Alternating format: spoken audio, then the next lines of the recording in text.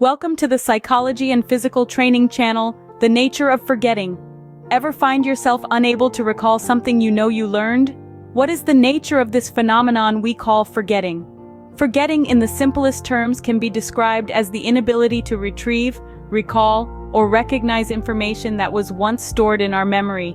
It's an intriguing and somewhat perplexing aspect of human cognition. As we navigate through our daily routines, we are constantly processing and discarding a wealth of information, and forgetting is a key part of that process.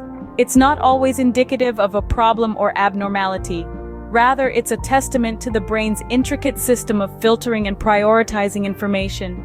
Can you imagine the chaos if we remembered every single detail of every day?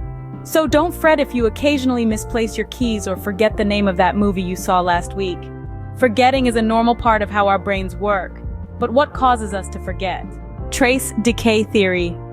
One theory that attempts to explain why we forget is the trace decay theory.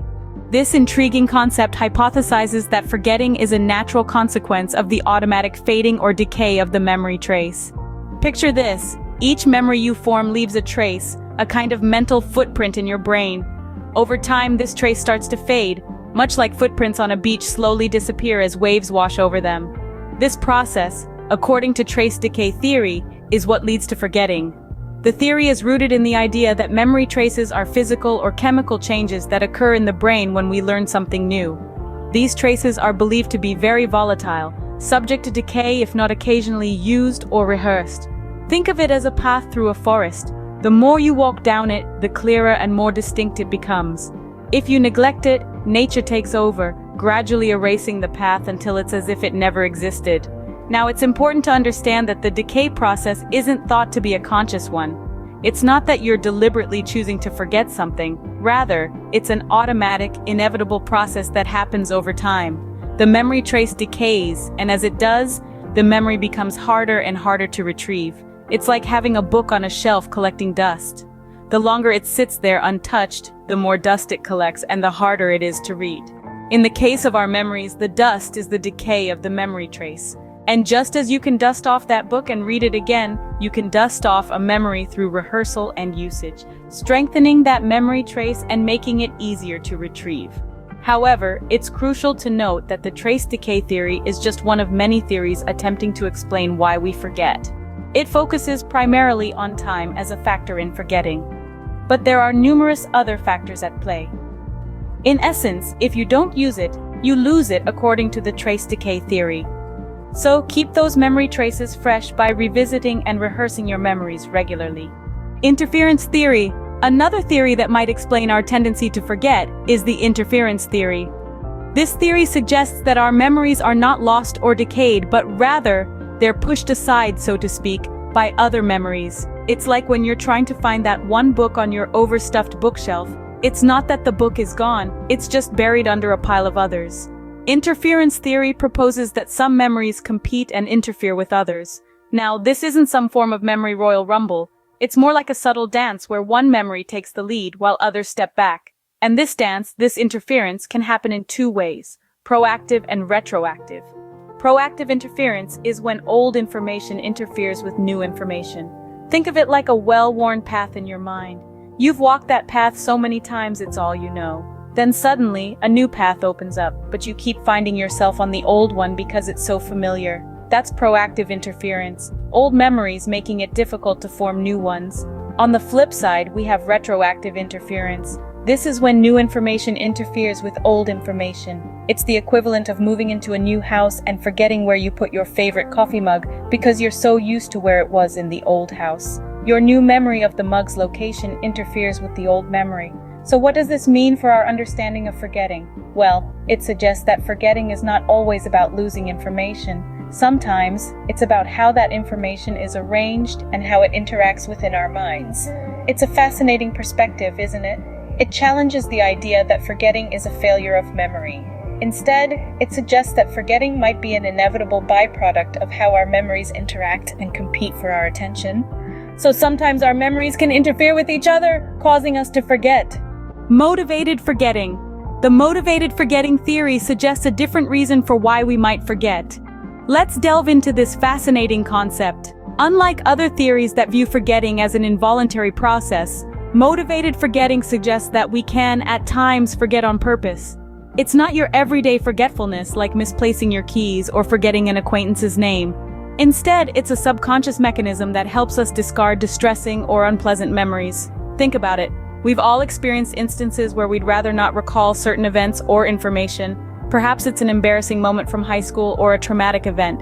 These memories, if dwelled upon, could cause emotional distress or discomfort. So, what does our mind do? It steps in and does us a favor. It pushes these unpleasant memories into the back of our mind, making them harder to retrieve. This is where the concept of repression comes into play, a term coined by the famous psychologist Sigmund Freud. Repression is a defense mechanism where we subconsciously block memories that could lead to anxiety or emotional pain. It's like our brain's personal security guard, ensuring that we're not burdened by distressing thoughts. But of course, like any good theory, the motivated forgetting theory has its critics. Some argue that memories aren't truly forgotten, but merely inaccessible. Others question whether we can truly forget something intentionally, even subconsciously. Yet despite these debates, the theory brings to light the powerful and protective role our minds can play in preserving our mental well-being. So the next time you find yourself forgetting something, it might not be due to decay or interference. Your mind could be looking out for you, helping you maintain your emotional balance by making certain distressing memories a little harder to recall. The motivated forgetting theory reminds us that forgetting isn't always unintentional. It's a compelling reminder that our minds aren't just information storing machines, but complex systems designed to protect our mental and emotional health. Conclusions and implications. So we've explored several theories about why we might forget. Let's take a moment to circle back and touch on the key points from each. We started with the trace decay theory, which suggests that forgetting happens as a result of the automatic decay or fading of the memory trace. This theory posits that memories, if not used or recalled, gradually fade away over time, much like a footprint on a sandy beach being washed away by the tide. Then we delved into the interference theory. According to this theory, some memories compete and interfere with other memories. When one memory's strength increases, others may be forgotten. It's like trying to tune into a radio station, but other stations on nearby frequencies keep interfering with the signal. Lastly, we examined the concept of motivated forgetting. Sometimes our minds intentionally forget to protect us from distressing or traumatic experiences. It's a defense mechanism that allows us to move forward without the burden of painful memories. Now let's think about the implications of these theories. They offer us fascinating insights into how our minds work and how memory functions. They're not just theoretical constructs, but have real-world applications in various fields like psychology, education, and neuroscience. In psychology, these theories help therapists understand why patients might forget traumatic experiences, enabling them to develop effective treatments. In education, understanding why students forget can help educators devise strategies to improve retention and recall. In neuroscience, these theories guide research into the biological processes of memory formation and forgetting. Moreover, these theories remind us that forgetting is a natural part of life, not always a sign of a problem. It's a necessary process that allows our brains to function efficiently. By forgetting irrelevant information, we make room for new, more important memories. So the next time you forget where you placed your keys or the name of an acquaintance, don't be too hard on yourself. Remember, forgetting isn't always a sign of a problem. Sometimes it's just the brain's way of making room for the new or protecting us from distressing memories. And if you like this video, do not forget to subscribe and follow to the Psychology and Physical Training channel for more videos. Thanks for watching.